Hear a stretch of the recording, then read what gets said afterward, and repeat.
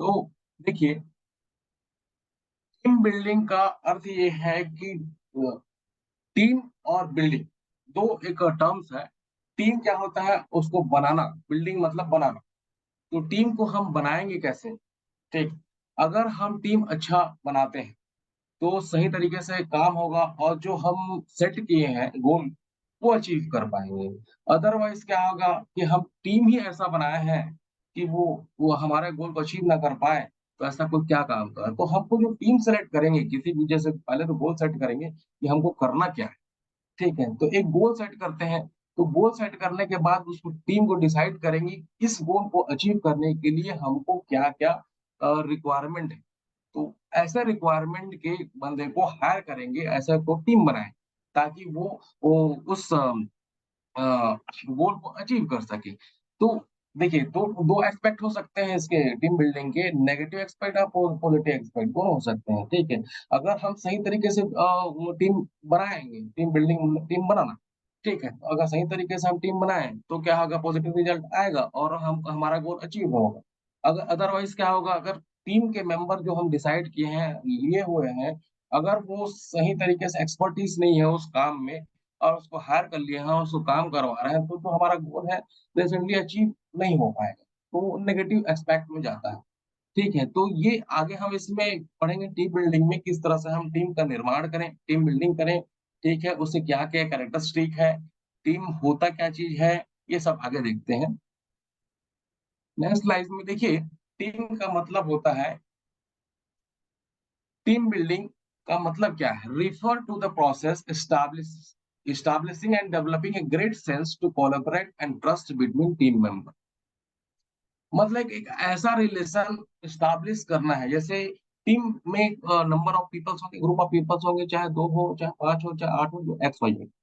उनके बीच में trust factor होना चाहिए, कोलैबोरेट होना चाहिए उन मेंबर्स के बीच में और एक पर्टिकुलर टास्क को परफॉर्म करने के लिए काम करते हैं। ठीक है, तो हमें वो जो, जैसे यहाँ पर आपको डायग्राम दिख रहा होगा, ये फर्स्ट वाली जो डायग्राम है, उसमें 5 लोग खड़े हैं और एक पर्टिकुलर कोई अलग-अलग काम कर रहे हैं। मान लीजिए ये कुछ काम कर रही है, ये कुछ काम कर रही है, ये अलग-अलग काम अपना-अपना निष्पादन कर रहे हैं। लेकिन वो एक पर्टिकुलर ऑब्जेक्टिव्स के लिए काम कर रहे होंगे, लेकिन अपना-अपना दिमाग लगाते हुए। इसको आगे मैं एक्सप्लेन करूँगा कि उसमें क्या-क्या हो सकते हैं। देखिए, इस सेकंड जो आपको यहाँ पर डायग्राम दिख रहा होगा, इसका टीम का फुल फॉर्म बताया गया है।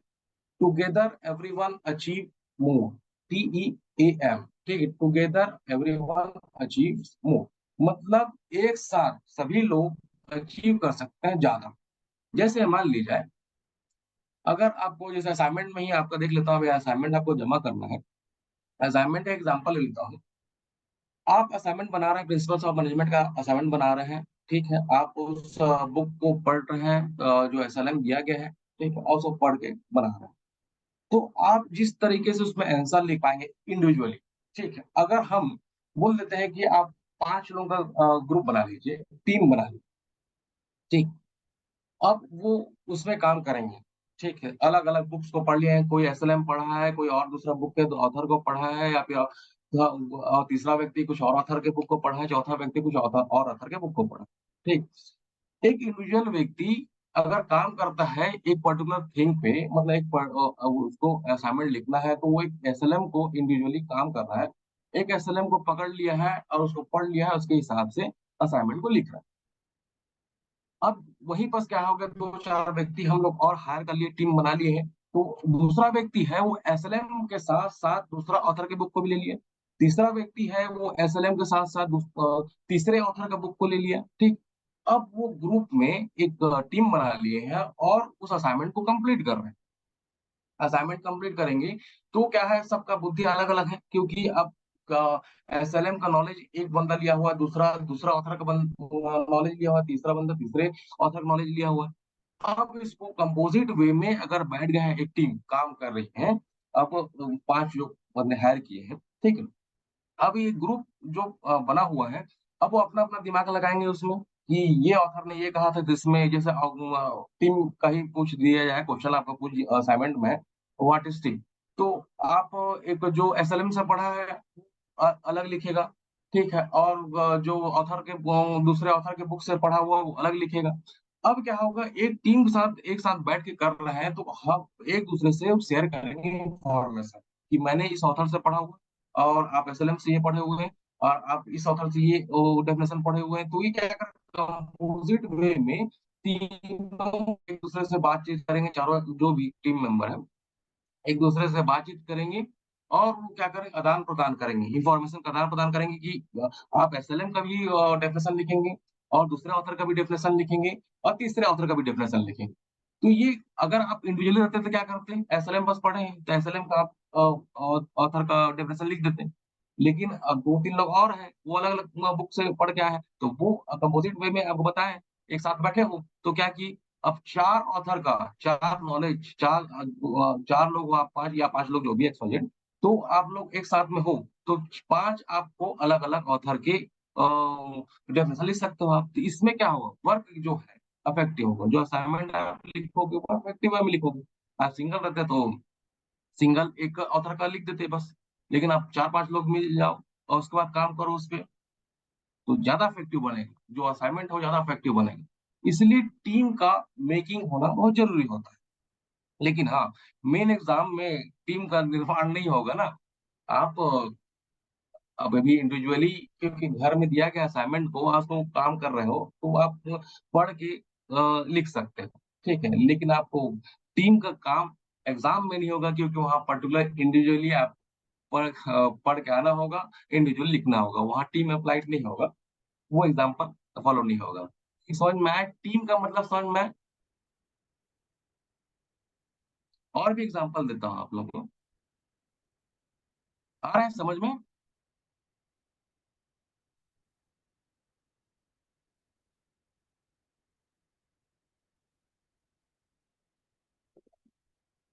आ रही बातें समझ में?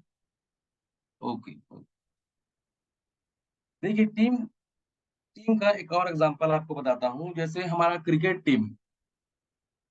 टीम को ग्रुप, आगे इसमें बताता हूँ, दूसरा दूसरा पॉइंट पहले बता देता हूँ फिर इसको बताता हूँ। देखिए टीम और ग्रुप में डिफरेंस है।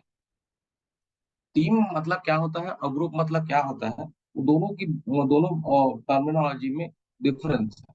ग्रुप मतलब वो होता है जैसे टू ज्यादा, जैसे इसमें लिखा हुआ है, देखिए ग्रुप एज टू और more individual interacting interdependent who have come together to achieve particular objective. मतलब एक ऑब्जेक्टिव को फुलफिल करने के लिए कोई भी उद्देश्य निर्धारित करेंगे तो टू और मोर पीपल उसमें काम करते हैं, ये ग्रुप होता है।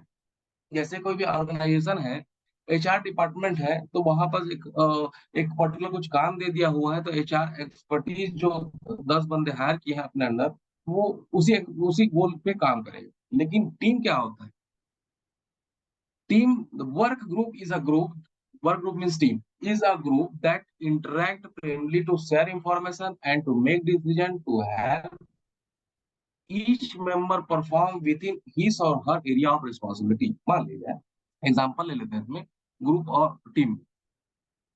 जैसे हमारे बिजनेस में बहुत सारे डिपार्टमेंट रहते हैं, ठीक है, तो एचआर डिपार्टमेंट में अगर 10 बंदे हैं, उनको एक पर्टिकुलर टास्क दे दिया है, ग्रुप बना लिए हैं, 10 मेंबर का ग्रुप बना लिए हैं और पर्टिकुलर टास्क दे दिए, उस टास्क को फुलफिल कर रहे हैं, तो ये ग्रुप हो गया।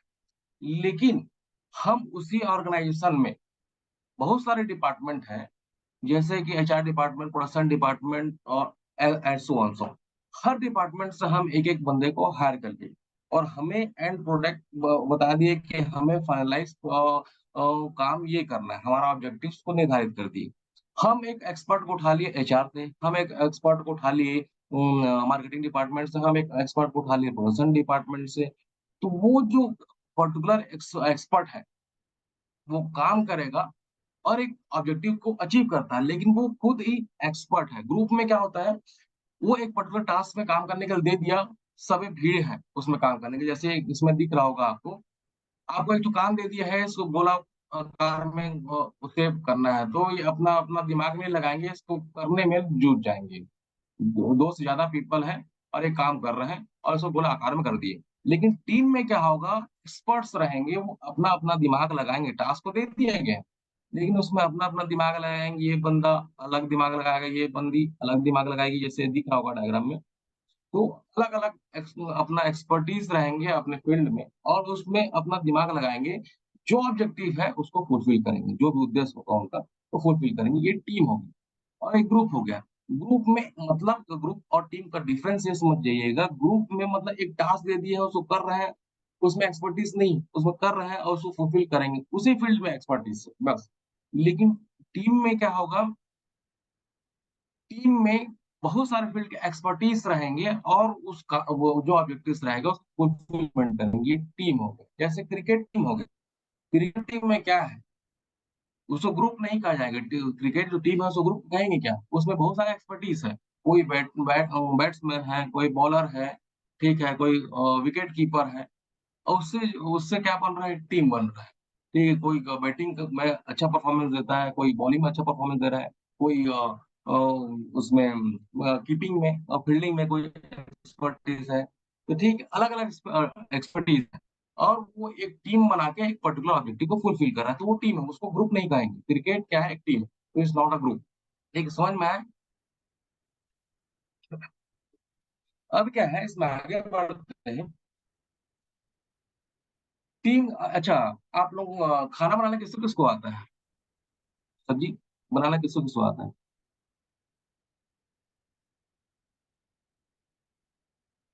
हम्म। Okay okay. देखिए, जो टीम के जो मेंबर रहते हैं ना, तो मेंबर कई प्रकार के मेंबर्स होते हैं। ठीक है, उससे एक छोटा सा चुटकुला वाला एग्जांपल बताता हूँ। जैसे कि सब्जी बनाते हैं, उसमें क्या क्या लगता है, राई, नमक, हल्दी, मिर्ची, चीनी। गुजराती लोग चीनी भी यूज करते हैं। ठीक है, तो ये एक उसी में सटीक एग्जांपल देता हूँ। जैसे राई होता है, राई को जैसे तड़का लगाते हैं हम, बबलिंग करता है। जैसे ही हम तेल में डालते हैं उसको, तो बबलिंग करता है।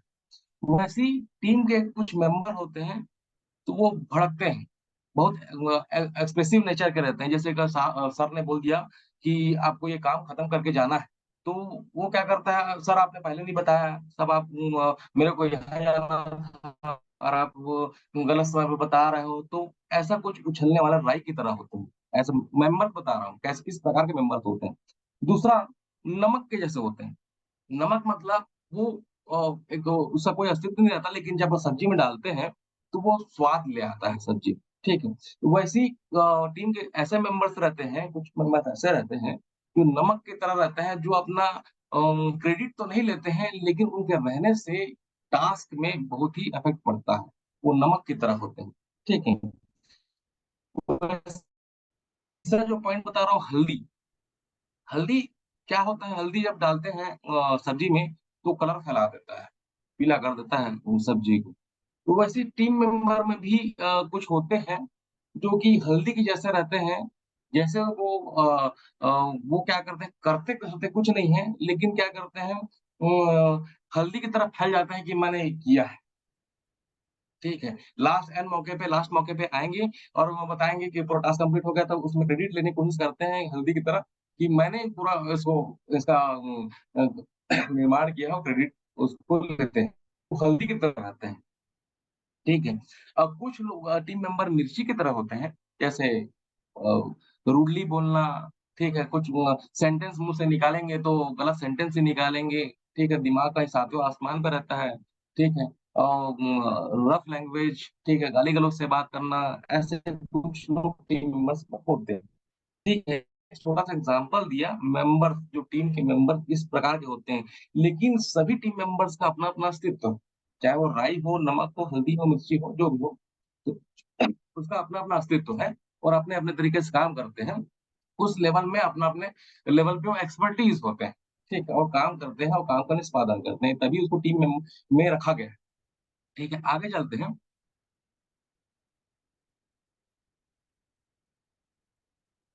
यार समझ में आया सबको, टीम मतलब,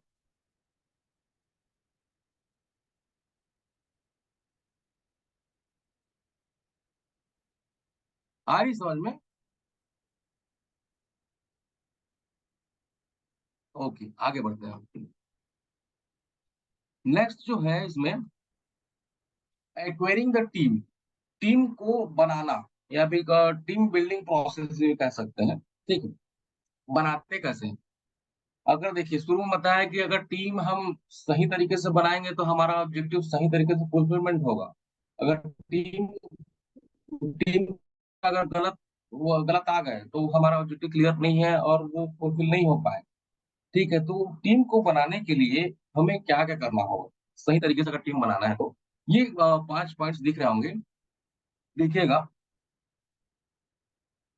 पहला जो पॉइंट है, known which resource are pre assigned, मतलब हमको करना क्या है। जैसे मान लीजिए एग्जांपल में ही समझते हैं कि एक इंश्योरेंस सेक्टर है, इंश्योरेंस में हमको इंश्योरेंस सेल कर, ठीक, तो इंश्योरेंस सेल करना हमारा क्या होगा, ऑब्जेक्टिव हो गया। ठीक, अब उसके लिए हम टीम बनाएंगे। तो पहला जो पॉइंट बताया गया, know which resource are pre assigned, हमको करना क्या है वो पहले से असाइन होना चाहिए। तो हमारा ऑब्जेक्टिव क्लियर है कि हमको इंश्योरेंस सेल आउट करना है। ठीक है, ये पहला पॉइंट। दूसरा पॉइंट है, negotiate for the best possible resources, मतलब अब क्या होगा, हम असाइन तो कर दिए कि हमको इंश्योरेंस सेल आउट करना है, तो इंश्योरेंस सेल आउट करने के लिए हमको जो टीम के मेंबर चाहिए वो कैसे, क्या क्या एक्सपर्टीज होना चाहिए, क्या क्या नॉलेज होना चाहिए उनके अंदर में, इसको पहले देख लो। तो ऐसे बंदे को हम हायर करेंगे जो कि वेल क्वालिफाइड हो, जैसे एमबीए इन मार्केटिंग, सेल्स, ठीक है, उनको हम हायर करेंगे अपने ऑर्गेनाइजेशन के अंदर में। ठीक है, मतलब एक टीम बनाना है तो उसमें हमको ऐसे बंदे को हायर करेंगे जो कि उस क्वालिफिकेशन में फुलफिल करता है, हमको सेल आउट करके दे सके इंश्योरेंस। ठीक है, जैसे उसमें दो प्रकार के भी हो सकते हैं, फ्रेशर हो सकते हैं या फिर वो नॉन फ्रेशर हो सकते हैं। तो फ्रेशर जो है वो उसको एक्सपीरियंस ना नहीं रहता उतना काम पे, वो पढ़ बस के आया है, लेकिन उसको काम में एक्सपीरियंस नहीं है। धीरे धीरे जब काम करता है तो एक्सपीरियंस होता है। तो हम ऐसे बंदे को अगर हमको पोटेंशियल ज्यादा चाहिए, हमको इंश्योरेंस ज्यादा सेल आउट करना है, तो हम ऐसे बंदे को हायर करेंगे जो कि एक्सपीरियंस है, कहीं से वो काम करके आया हुआ है, क्वालिफिकेशन तो है पर वो एक्सपीरियंस उस फील्ड में लेके आया हुआ है।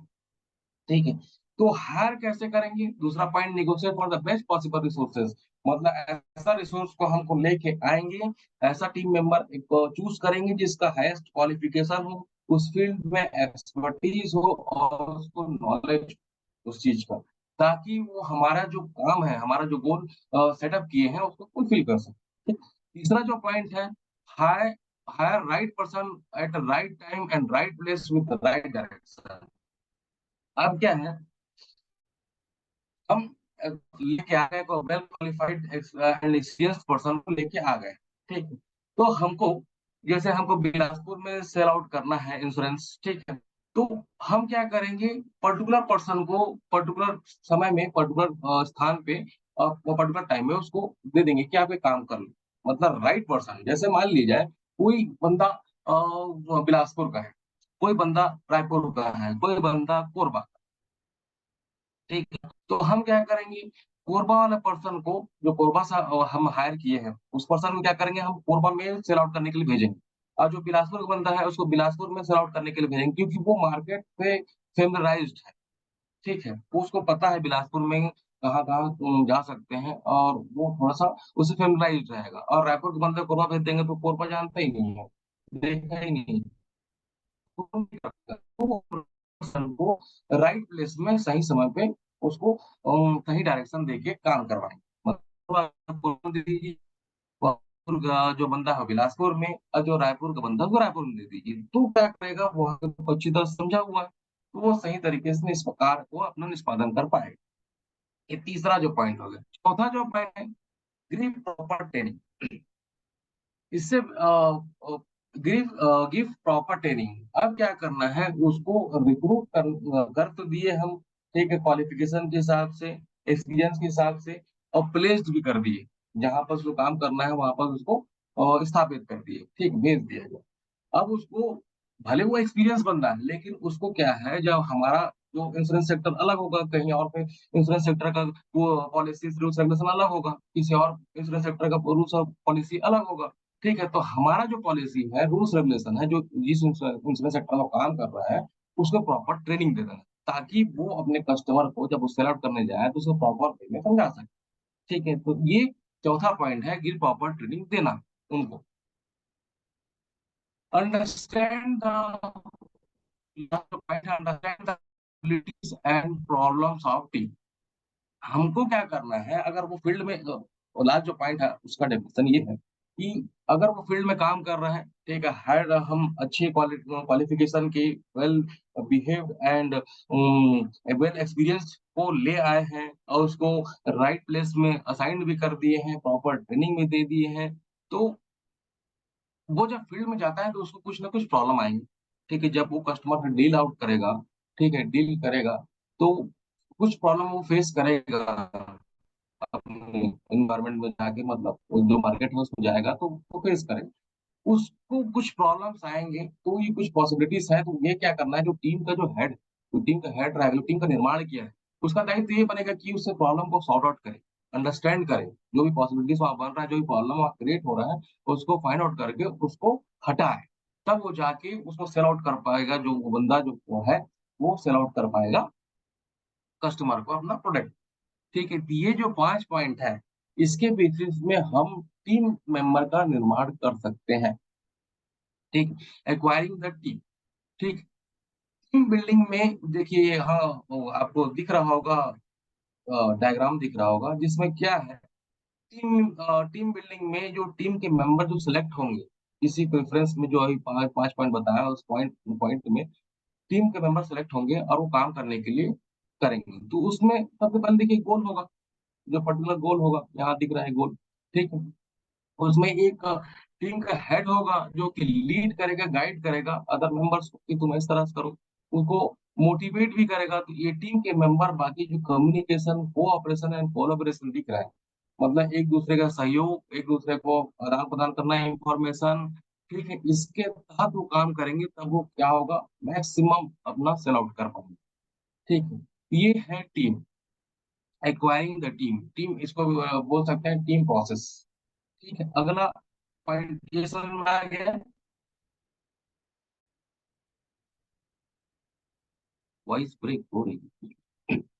आज नेटवर्क का इशू है, मे बी शायद हो सकता है। ठीक है, क्योंकि मैडम का भी ब्रेक हो रहा था बीच बीच में, तो मेरा तो फुल कवरेज में है। ठीक है, फुल कवरेज दिख रहा है। ठीक, तो शायद आप लोगों की तरफ हो या फिर कुछ प्रॉब्लम हो नेटवर्क में, मे भी कह सकते हैं, क्योंकि मैडम का भी हो रहा था, तो मैं इसलिए बोल रहा हूँ, क्योंकि मेरे पास तो कवरेज फुल है। ठीक, आगे देखते हैं।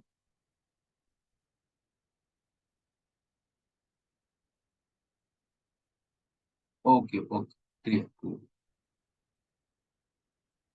7 principles of developing a group as a team. Group को टीम में कन्वर्ट करना। ठीक है, तो क्या क्या प्रिंसिपल्स हो सकते हैं, क्या क्या सिद्धांत है। वही सिद्धांत जो अभी बताया कि टीम को हायरिंग करने के लिए आपको किस किस पहलू से गुजर के उसको टीम को बनाना है, तो वो ये उसके अंदर होना चाहिए, ये जो पॉइंट्स लिखा हुआ है, क्या क्या होना चाहिए, प्रिंसिपल्स, ये ऑबिट होना चाहिए उसके अंदर, उस टीम के अंदर में ये ऑबिट होना चाहिए, क्या क्या, exchange of idea and opinion, अपना खुद का आइडिया, खुद के ओपिनियन एक्सचेंज होना चाहिए एक दूसरे के बीच में, टीम मेंबर्स के बीच में। Participant decision making, particular decision making के लिए हर एक बंदा फ्री है कि वो अपना डिसीजन दे सकता है। ठीक है, ताकि उसको अलग अलग एक्सपर्ट है उन लोग, तो अपना अपना राय दे सकते हैं, डिसीजन दे सकते हैं। ठीक है, कॉन्फ्लिक्ट और नॉर्मल्स, मतलब कॉन्फ्लिक्ट जो होगा वो थोड़ा बहुत होगा, क्योंकि एक से एक एक्सपर्ट रहेंगे उसमें। ठीक है, अपना कुछ कोई बंदा कुछ और बोल रहा है, कोई बंदा कुछ और बोल रहा है। ठीक है, और अपना पॉइंट ऑफ व्यू रख रहे हैं, तो कुछ उसमें कॉन्फ्लिक्ट होगा, वो भी नॉर्मल वे भी कॉन्फ्लिक्ट होगा। जो टीम मेंबर है, टीम मेंबर का जो हेड है, वो उसको सॉर्ट आउट करके उसको एक रास्ते पे लाते हैं। ठीक है, conflict are normal. Shared ownership of responsibility, सबको, सब मेंबर को अपना रिस्पांसिबिलिटीज पता है कि हमको क्या करना है। ठीक है, म्यूचुअल अंडरस्टैंडिंग, मतलब आपस में एक दूसरे के प्रति अंडरस्टैंडिंग है, वो जितने भी टीम मेंबर्स होंगे। ट्रस्ट सपोर्ट एंड एनकरेजमेंट, आपस में ट्रस्ट होगा, विश्वास होगा, एक दूसरे का सपोर्ट होगा मेंबर्स के बीच में, एक दूसरे को एनकरेज करेंगे। ठीक है, ये काम कर सकते हो आप करके। ठीक है, last one, 100% contribution of team member, team member पूरा 100%। ये क्या है, फीचर्स समझ लीजिए, प्रिंसिपल जो है फीचर्स है, क्योंकि टीम मेंबर के अंदर होना चाहिए ताकि वो अपना काम को निष्पादित कर सके, काम आगे बढ़ा सके। ठीक है। यही सेम चीज को आपके एसएलएम में बताया गया है, कैरेक्टरिस्टिक ऑफ अफेक्टिव टीम। ये उसके अंदर गुण होना चाहिए, उस टीम मेंबर के अंदर मेंबर जितने भी हैं उनके अंदर ये गुण होना चाहिए। क्या क्या गुण होना चाहिए? कैरेक्टरिस्टिक होना चाहिए, इंडिपेंडेंस, खुले विचार का होना चाहिए, मतलब एक सेल्फ सेल्फ मतलब आइडियोलॉजी उसके अंदर होना चाहिए। दूसरा, दूसरा जो है स्किल, उस जिस काम को करने के लिए आया है उसका पूरा एक्सपर्ट होना चाहिए, स्किल नॉलेज होना चाहिए उसको। तीसरा, विलिंग टू कंट्रीब्यूट, हर चीज में कंट्रीब्यूशन देना है। मान लीजिए 10 मेंबर हैं तो 10 मेंबर अपना अपना योगदान देंगे उस काम को करने के लिए। ये नहीं कि 10 मेंबर तो बना लिए हैं, 10 लेकिन उसमें क्या है, 2 लोग सोए हुए हैं बाकी लोग काम कर रहे हैं, ऐसा नहीं। तो टीम इफेक्टिव काम नहीं कर पाएगा। Willing to contribute all the person, मतलब जितने वहां पर मेंबर सेलेक्ट किए गए हैं वो पूरा काम करेंगे। रिलैक्स क्लाइमेट, ऐसा क्लाइमेट बनना है उनके बीच में, रिलैक्स वे में काम। ये नहीं कि काम करना है तो हेडेक ले लिया और उसको करना है, ऐसा। रिलैक्स वे में काम करना है। इजी एंड फ्री एनवायरनमेंट, इनका नेचर होना चाहिए। ये कैरेक्टरिस्टिक जो है नेचर बता रहा है तो टीम के मेंबर्स का। ठीक है। म्यूचुअल ट्रस्ट, आपस में ट्रस्ट होना चाहिए। ठीक है। Role of each team member, हर एक मेंबर का अपना अपना दायित्व है, अपना अपना रिस्पॉन्सिबिलिटी है और उस काम को करेंगे। ठीक है, रोल है, स्पेसिफिक रोल है। जैसे एग्जांपल के तौर में अब बता देता हूँ। जैसे हमको प्रोडक्शन कैपेसिटी बढ़ाना है। ठीक है, प्रोडक्शन कैपेसिटी एक इंडस्ट्री का बढ़ाना है तो उसमें सारे डिपार्टमेंट के हम एक्सपर्टीज लेके आ गए हैं। एचआर डिपार्टमेंट्स के, मार्केटिंग डिपार्टमेंट्स के और प्रोडक्शन डिपार्टमेंट के, सारे डिपार्टमेंट के एक्सपर्टीज ले आए हैं। सब अपने अपने लेवल में काम करेंगे। एचआर डिपार्टमेंट ऐसा करता है कि वो हायर एजुकेटेड लोगों को लेके आ जाता है और अच्छा परफॉर्मेंस करता है। वैसे मार्केटिंग अच्छा अपना परफॉर्मेंस देगा, अच्छा सेल आउट करने के जो फिनिश प्रोडक्ट बनाएंगे प्रोडक्शन यूनिट से उसको एंड यूजर तक लेके जाएगा मार्केटिंग डिपार्टमेंट और उसको निष्पादन करेगा काम को। और तो उससे क्या होगा, कंपनी का जो मेन गोल क्या है, जो प्रॉफिट वो अचीव होगा। तो हर एक्सपर्टीज जो एचआर का हो, चाहे मार्केटिंग का हो, चाहे प्रोडक्शन का हो, वो एक सीक्वेंस में काम करेगा तब जाके एक बिजनेस का ऑब्जेक्टिव्स को, जो कि प्रॉफिट मेकिंग करना है, वो गोल अचीव होगा। तो role of each team member, हर एक मेंबर की रोल निर्धारित निश्चित है और उसको करना है उस काम को। एग्जामिनी टीम, टीम को एग्जामिन भी करना है कि वो काम कर रहा है कि नहीं भी है, कि वो सो रहा है। ठीक है, वहां पर निर्धारित करके उसको, वो उस काम को देने के बाद उसको दिया गया है लेकिन वो कर रहा है कि नहीं, उसको एग्जामिन करना है, देखते रहना है, इंस्पेक्शन करना है। इन्फ्लुएंस, प्रभाव करना, एक दूसरे काम के प्रति प्रभाव करना। जैसे एक टीम मेंबर है, दूसरा टीम मेंबर है, वो एक दूसरे को इन्फ्लुएंस करते हैं काम को। एक सोएगा तो दूसरा भी सोएगा, काम ही नहीं करेगा तो वो नेगेटिव इम्पैक्ट जाता है। तो इन्फ्लुएंस करना, एक दूसरे के प्रति इन्फ्लुएंसिंग करना, मोटिवेट करना और उसको काम करने की प्रेरित करना, ये कैरेक्टरिस्टिक होना चाहिए उनके अंदर कि एक दूसरे को प्रभाव डाले, काम करना है। ठीक। क्रिएटिव न्यू आइडियाज, नए नए आइडियाज, उस काम को, जो काम दिया गया है उस काम करने का तरीका कई प्रकार के होंगे तो अपना भी क्रिएट कर लिए न्यू आइडियाज, उस काम को उस लेवल में काम कर दिए, अपना डिसीजन करके उस लेवल में उस काम को कर दिए। ये क्रिएट न्यू आइडियोलॉजी को, अपना क्रिएट न्यू आइडियाज को क्रिएट करना है और उसको अडॉप्ट करके उसको करना भी है। ठीक, ये कैरेक्टरिस्टिक होना चाहिए एक अफेक्टिव टीम मेंबर के अंदर भी। ठीक। टेक रिस्क, रिस्क लेना, कोई भी काम करने के लिए आपको रिस्क लेना है। ठीक है, तभी रिस्क लेंगे तभी हम बिजनेस करते हैं, रिस्क लेते हैं। बिजनेस में हम पैसा इन्वेस्टमेंट करते हैं, रिस्क लेते हैं, तब जाके कभी हमको उसमें नुकसान भी हो जाता है, कभी फायदा भी हो जाता है। ठीक है, तो उसे डरना नहीं, रिस्क तो लेना है, काम करने के लिए रिस्क तो लेना है। फिर धीरे से उसमें समय देते हैं, अभी आज डूब गए कल उबर जाएंगे, फिर धीरे धीरे अब अपग्रेड होते जाएंगे।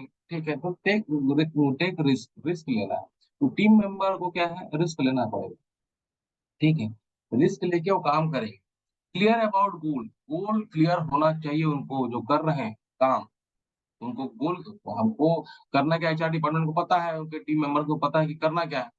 प्रोडक्शन डिपार्टमेंट को पता है करना क्या है, तो गोल उसको क्लियर होना चाहिए, अदरवाइज गोल ही क्लियर नहीं है तो काम कैसे करेंगे। तो क्लियर अबाउट गोल्स, ये पॉइंट्स का कैरेक्टरिस्टिक है, नेचर समझ लीजिए उसका।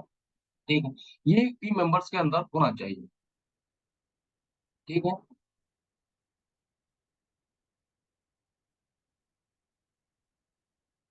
यहाँ पे समझ में आया?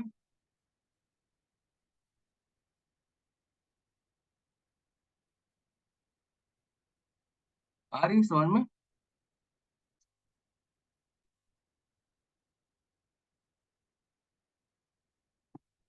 क्लियर है?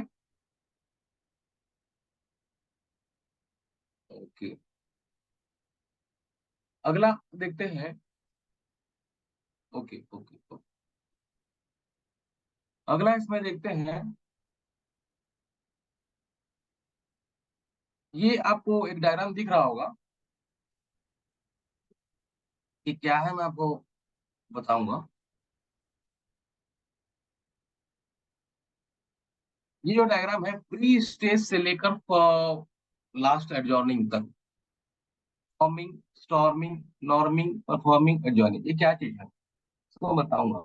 आप ग्रुप डायनेमिक्स शायद ऑर्गेनाइजेशन बिहेवियर में पढ़ेंगे, ग्रुप मतलब उसमें पढ़े होंगे, पता नहीं ये पढ़ा है कि नहीं पढ़ा है सर। तो ग्रुप को फॉर्मेशन करने के लिए कैसे फॉर्मेशन करते हैं वो बताया है मुझे।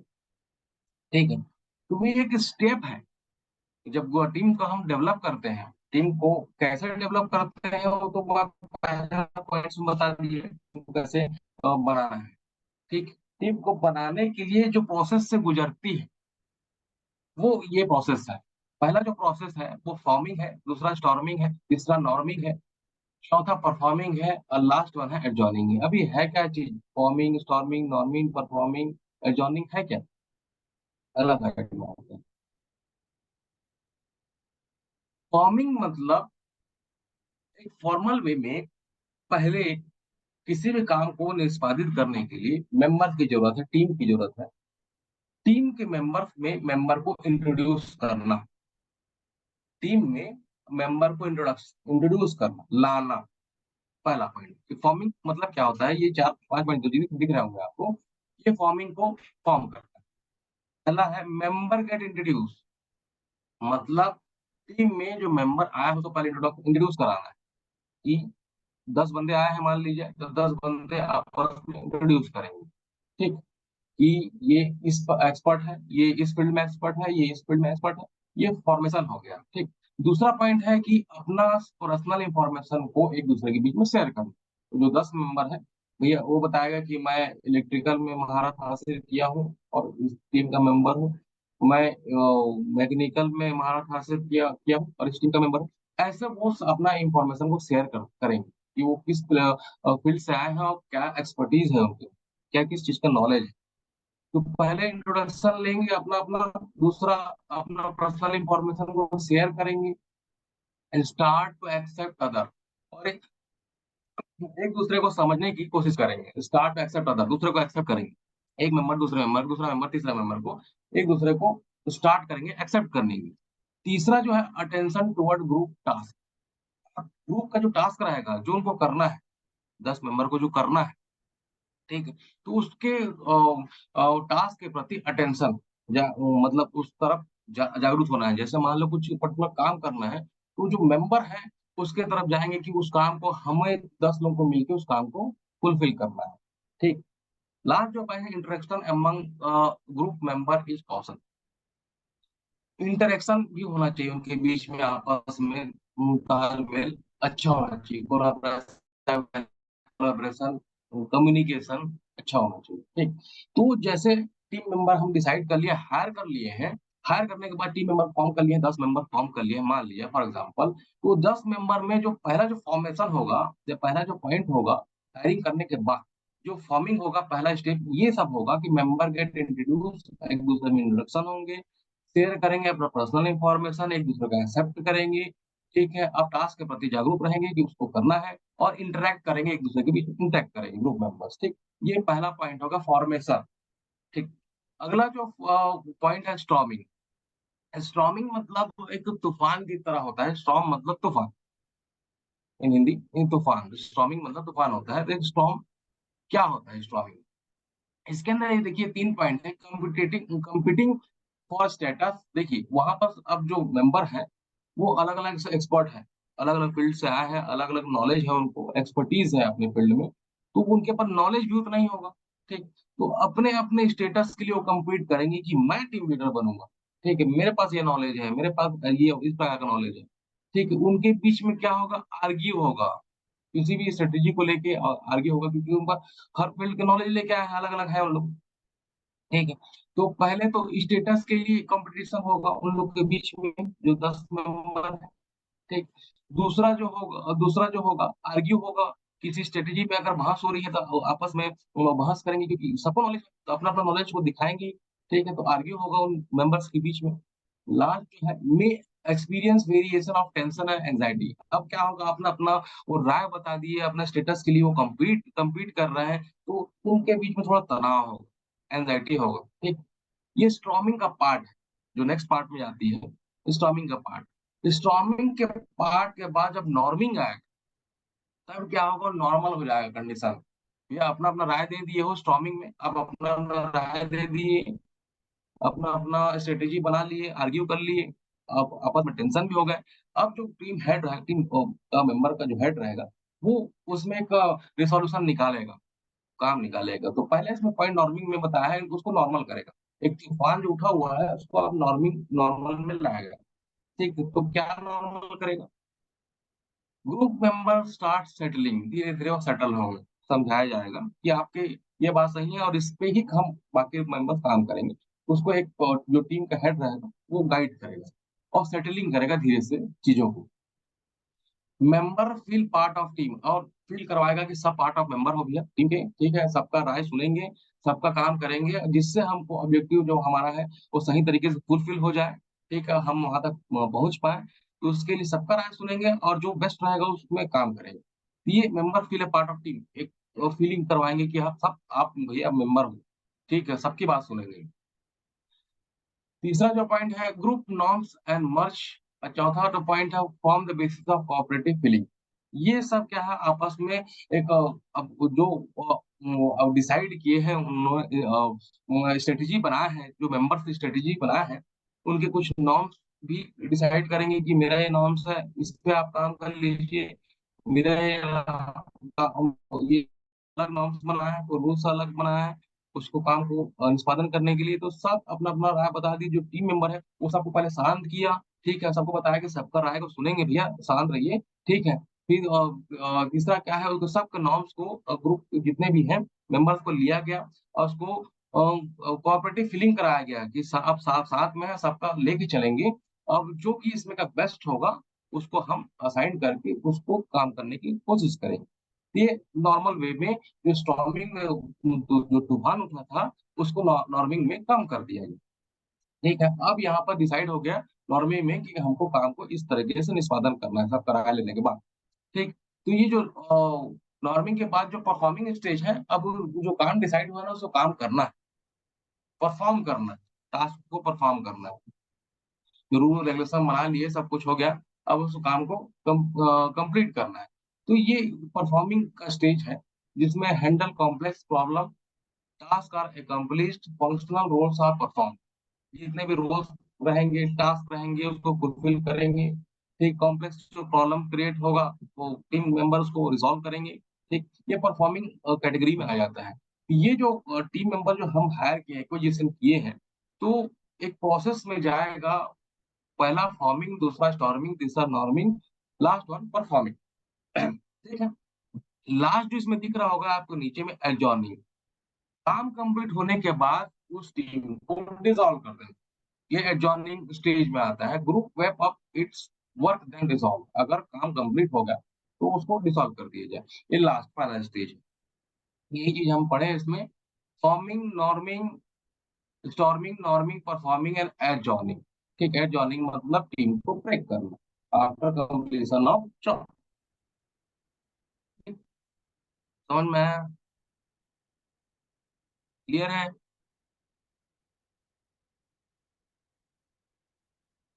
यस और no? Clear. Okay. Yes sir. ठीक है। अगला इसमें चलते हैं, type of team. Type of team देखिए यहाँ पर आपको दिख रहा होगा, 4 टाइप्स के टीम है, लेकिन जनरली आपके एसएलएम में दिया हुआ 4 टाइप है। कई प्रकार के हो सकते हैं टीम। टीम का बनाना अपने ऑब्जेक्टिव्स पे निर्भर है कि हम क्या ऑब्जेक्टिव सेट किए हैं, उसके हिसाब से टीम बनाओ। तो कई प्रकार के टीम हो सकते हैं, 8 9 10 12, कितने भी प्रकार के हो सकते हैं। ठीक है, बेसिकली जो आपके एसएलएम में अब मेजर बुक उसमें दिया हुआ है, प्रॉब्लम सॉल्विंग 4 पॉइंट मेजरली दिया हुआ है। Problem solving, self manage work team, cross functional team, virtual team. मतलब टीम बनाने के प्रकार। देखिए पहला जो है प्रॉब्लम सॉल्विंग टीम। प्रॉब्लम को जो सॉल्व करने के लिए टीम का जनरेशन होगा, टीम का निर्माण होगा। कोई एक पर्टिकुलर प्रॉब्लम है, कोई एक पर्टिकुलर टास्क है, जो कि ऐसा टीम को निर्धारित करें कि उसी प्रॉब्लम के लिए वो सही। जैसे मान लीजिए प्रोडक्शन कैपेसिटी को बढ़ाना, तो हम प्रोडक्शन कैपेसिटी का बढ़ाने एक प्रॉब्लम है, समझ लीजिए उसको सॉल्व करना है कि कैसे बढ़ाया जाए। तो हम टीम मेंबर्स को हायर करेंगे। तो एचआर के बंदों को हायर करेंगे, मार्केटिंग के बंदों को हायर करेंगे। प्रोडक्शन कैपेसिटी जो प्रोडक्शन से आया हुआ, जो ऑपरेशन से आया हुआ, करके एमबीए करके आया हुआ है या फिर इंजीनियरिंग करके आया हुआ, वो ऐसा बंदा हायर किया हुआ। उसके बाद एनालिटिक नॉलेज होगा। ठीक है, मशीनरी का नॉलेज होगा कि ये मशीन हम लगाएंगे तो वो काम होगा। ये मशीन उसको और एडवांसमेंट में ला सकता है, हम इस मशीन को और अपग्रेड कर सकते हैं, तो हमारा जो प्रोडक्शन यूनिट है और बढ़ जाएगा। तो ये उस लेवल का एक्सपर्टीज को लाएंगे, उस स्पेसिफिक प्रॉब्लम को सॉल्व करने के लिए वैसे एक्सपर्टीज को लाएंगे और उस प्रॉब्लम को सॉल्व करेंगे। तो उसको कहते हैं, उस टीम को कहते हैं प्रॉब्लम सॉल्विंग टीम। वो भी प्रॉब्लम को सॉल्व करने के लिए एक एग्जांपल दिया आपको प्रोडक्शन यूनिट। कोई प्रॉब्लम को सॉल्व करने की जो टीम निर्माण होता है तो प्रॉब्लम सॉल्विंग टीम का।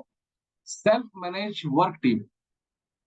इसमें जो टीम मेंबर्स रहते हैं ना, वो खुद ही मैनेज करते हैं, खुद ही डिसीजन करते हैं। ठीक है, और अपना डिसीजन में करके उसको निष्पादित करते हैं उस काम। ठीक, ये सेल्फ मैनेज है, खुद से मैनेज करते हैं अपने आप। ठीक। उसके बाद है cross functional team. Cross functional team, functional team इससे पहले एक फंक्शनल टीम होता है। फंक्शनल टीम में क्या हो गया, जैसे कि आपको बताया कि एचआर डिपार्टमेंट है, अगर एचआर का ही काम करना है तो केवल एचआर के ही बंदे को हायर करेगा। जैसे मार्केटिंग का काम करना है, इंश्योरेंस सेल आउट करना है, तो मार्केटिंग के ही बंदे को हायर करेगा, एमबीए इन मार्केटिंग या फिर एमबीए इन सेल्स, उसको ही हायर करेगा और उसको काम करवाएगा। उसमें बहुत सारे टीम मेंबर रख देंगे कि manager, assistant manager, team leader, और उसमें और भी नीचे नीचे executive, so on so on. ठीक, ये टीम बना देंगे और उसमें काम करेंगे, एक पर्टिकुलर एक डिपार्टमेंट, एक पर्टिकुलर एक एरिया रहेगा, उसको फंक्शनल कहते हैं। लेकिन क्रॉस फंक्शनल वो हो गया, वो पर्टिकुलर एक एरिया पे ना ना रह के वो कंपोजिट एरिया पे रहेंगे, डिफरेंट डिपार्टमेंट्स में रहेंगे। जैसे एचआर डिपार्टमेंट को भी कंपोज कर दिए, मार्केटिंग को भी कंपोज कर दिए, प्रोडक्शन को भी कंपोज कर दिए, और एक टीम बना दिया और काम को निष्पादित करेंगे, निष्पादन करेंगे। तो वो जो काम होगा, वो जो टीम उभर के आएगी, वो क्रॉस फंक्शनल टीम होगी। वो बहुत सारे फंक्शन का काम कर पाएगा, एचआर का भी, मार्केटिंग का भी, प्रोडक्शन का भी। तो ये क्रॉस फंक्शनल टीम्स में आते हैं। लास्ट वन है वर्चुअल टीम। वर्चुअल टीम वो होता है जो हम क्या है, ऑनलाइन की, जैसे आपको अभी पढ़ा रहा हूँ, ऑनलाइन के माध्यम से ही पढ़ा रहा हूँ, आप जुड़े हुए हो बाय नेटवर्क। ठीक है, लैपटॉप, पीसी वगैरह, मोबाइल फोन्स, आप जुड़े हो गए मेरे से। ठीक है, तो ये आपको वर्चुअली हम क्या कर रहे हैं, टीच कर रहे हैं। तो ये जो ऐसा काम करने के लिए जिसमें वर्चुअली का यूज हो रहा है, मतलब ऑनलाइन का यूज हो रहा है, तो और जो टीम क्रिएट होगा, जैसे हम 10 लोग, अभी हम लोग जुड़े हुए हैं, 66 लोग जुड़े हुए हैं। ठीक है, तो 66 लोग और मैं 67 जुड़े हैं, तो वर्चुअली एक टीम है, जो मैं एक काम कर रहा हूँ, एक पढ़ाने का काम कर रहा हूँ, आप समझ रहे हैं, वो सीख रहे हैं। तो ये एक एक ऐसा कोई पर्टिकुलर टास्क करने के लिए होता है, हमारा ये टास्क नहीं है, हम तो पढ़ा रहे हैं आपको। ठीक है, अन्यथा मान लीजिएगा। ये वर्चुअल टीम वो होता है, एक पर्टिकुलर टास्क को करने के लिए एक ऐसा टीम का निर्माण करेगा जो ऑनलाइन वर्क करे, ये वर्चुअल टीम है। ठीक, ये 4 प्रकार के होते हैं बेसिकली, और बहुत सारी प्रकार के होते हैं। ठीक है, जो मान लीजिए अगर इसी को हम तोड़ दिया जाए और टाइप ऑफ टीम में, तो अगर प्रोडक्शन टीम ऐसा ही बोल सकते हैं, प्रोसेसिंग टीम, ये भी हो सकता है। जो प्रोडक्शन करने के लिए जो टीम को निर्धारित कर रही है, वो प्रोडक्शन टीम हो गया। ठीक है। प्रोसेसिंग टीम भी हो सकता है कि प्रोसेस को लाने के लिए सीक्वेंस चलाने के लिए टीम बनाया गया, प्रोसेसिंग टीम हो गया। यूनिट टीम ये भी हो सकता है। वो बेसिकली बहुत सारे टीम हो सकते हैं अकॉर्डिंग टू ऑब्जेक्टिव, क्या हमारा उद्देश्य है उसके हिसाब से टीम का टाइप्स होगा। बेसिकली ये 4 टाइप्स होते हैं। समझ में आ गया?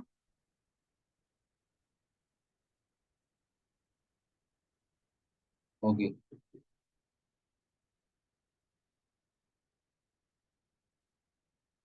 इसमें अगला जो जी हाँ,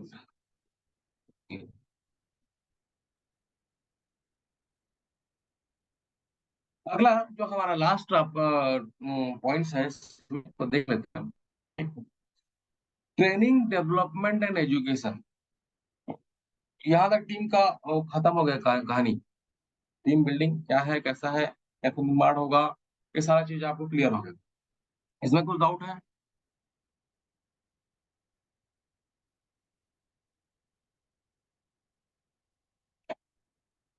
अगला जो है training, development and education. Training, education और डेवलपमेंट क्या है? देखिए, जब आप एमबीए भी कर रहे हैं, ठीक, आप एक पर्टिकुलर सब्जेक्ट में पढ़ाई कर रहे हैं और वो उससे आपका एजुकेशन बढ़ रहा है, तो आप एमबीए कर रहे हैं। अगर मान लीजिए एमबीए के बाद एमकॉम करेंगे, उसके बाद एमए करेंगे, तो उस पर्टिकुलर फील्ड में आप एजुकेटेड होते जा रहे हैं, तो नॉलेज होते जा रहा है। ठीक है। वो एजुकेशन है। ट्रेनिंग क्या है? अगर किसी भी चीज में आप पर्टिकुलर ट्रेनिंग ले रहे हैं किसी टेक्नोलॉजी पे, जैसे मान लीजिए आप अभी तो सब्जेक्ट पढ़ के जा रहे हैं, एमबीए का सब्जेक्ट पढ़ रहे हैं, उसको एडुकेट हो गए आप, लेकिन आप उस एमबीए के कुछ ऐसा पार्ट्स में ये पर्टिकुलर, जैसे मान लीजिए अकाउंट में आपको ले लीजिए जीएसटी। ठीक है। जीएसटी क्या होता है? गुड एंड सर्विस टैक्स क्या होता है? इसका आपको पर्टिकुलर एक ट्रेनिंग सेशन रख दिया जाए, उसको ट्रेनिंग दे दिया जाए उसका, जीएसटी का। तो आप हालांकि पढ़ के आए होगे, एजुकेट हो क्या है, एमबीए करके आए हैं, लेकिन उसमें कुछ ऐसा पॉइंट होगा जो कि आप पर्टिकुलर अलग अलग उसको पढ़ सकते हैं और उसमें एक्सपर्टीज बन सकते हैं with the help of training. तो ट्रेनिंग वही चीज है। Training is the acquisition of technology which permits employees to perform their present job to standard. मान लीजिए आप एचआर डिपार्टमेंट में काम कर रहे हैं। बेसिकली जो काम आपका सुपीरियर ने वो कर रहा है, लेकिन उसको काम को सही तरीके से और अच्छे से करना, आप पढ़ लिख के एजुकेटेड हो क्या है ना, आप एमबीए इन एचआर है, आपको तभी हायर किया है, लेकिन आप कंपनी में आ गए हैं और आपका जो हेड है वो काम करवा रहा है, लेकिन आपको जो काम करवाना है उसका प्रॉपर ट्रेनिंग अगर नहीं दिया है, तो काम तो करेंगे लेकिन उसको अच्छी तरीके से नहीं कर पाएंगे। तो एक ट्रेनिंग देगा तो आपका सुपीरियर होगा कि आप काम को इस तरीके से कीजिए, तब वो काम अच्छा होगा। तो एक छोटा सा ट्रेनिंग देके क्या करेगा, वो जो प्रेजेंट उसका जॉब है ना, उसको और स्टैंडर्डाइज कर देगा, उसको बढ़ा देगा। ठीक है। तो ये हो गया ट्रेनिंग। एजुकेटेड होके आ गया है तो उसको ट्रेनिंग दिया जाएगा। लास्ट वन क्या है, अगर ये दो चीजें हो, एजुकेटेड हो, ट्रेंड हो पर्सन, तो वो एक्चुअली उस फील्ड में महारत हासिल हो गया, यानी डेवलप्ड हो गया। Development is a training people to acquire new origin technology और व्यू पॉइंट। अगर वो एजुकेटेड है उस फील्ड में और उसको और ट्रेंड दिया जाए, और तो क्या होगा, वो उस फील्ड में वो एक्सपर्ट, मतलब उसको इसकी ऐसा स्किल डेवलप हो गया कि वो कहीं भी जाएगा उस काम को फुलफिलमेंट कर लेगा। तो वो फुली तरह से डेवलप हो चुका है। आफ्टर एजुकेटेड और ट्रेंड होने के बाद वो डेवलप हो चुका है। ठीक है। आगे, पर्पस ऑफ ट्रेनिंग। ट्रेनिंग का पर्पस क्या है? ट्रेनिंग देने का पर्पस आपके एसएलएम के अकॉर्डिंग ही बता रहा हूँ। पर्पस ऑफ ट्रेनिंग क्या है? ट्रेनिंग देने का पर्पस ये है कि हमारा जो ऑब्जेक्टिव है उसको फुलफिलमेंट करना सही तरीके से।